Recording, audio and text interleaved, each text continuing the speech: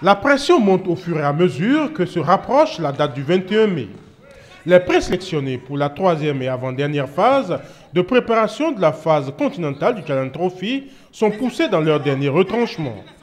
Le collège d'entraîneurs dirigé par M.S. Biot travaille pour cette phase les réflexes en attaque.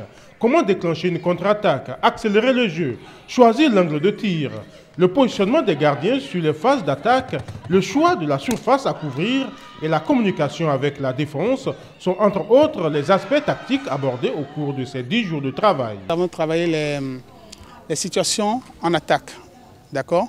Et nous allons évaluer au cours du match de samedi et la défense et l'attaque, d'accord? Et je pourrais vous dire que l'équipe est prête pour la compétition, soit à 80 ou à 85%, parce qu'il y a un dernier bloc.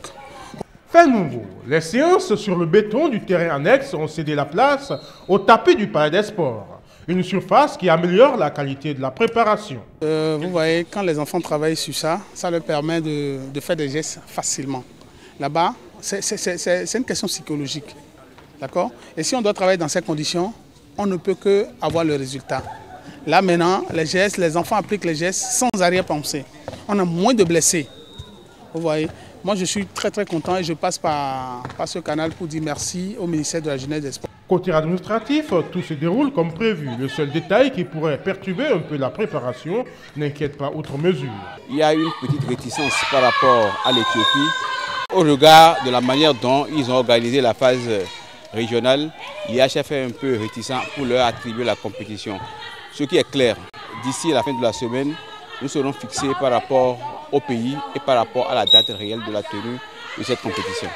Comme les 2 premières phases de préparation, celle-ci aussi sera clôturée par un match d'évaluation ce samedi au Palais des Sports de Cotonou à partir de 15 h.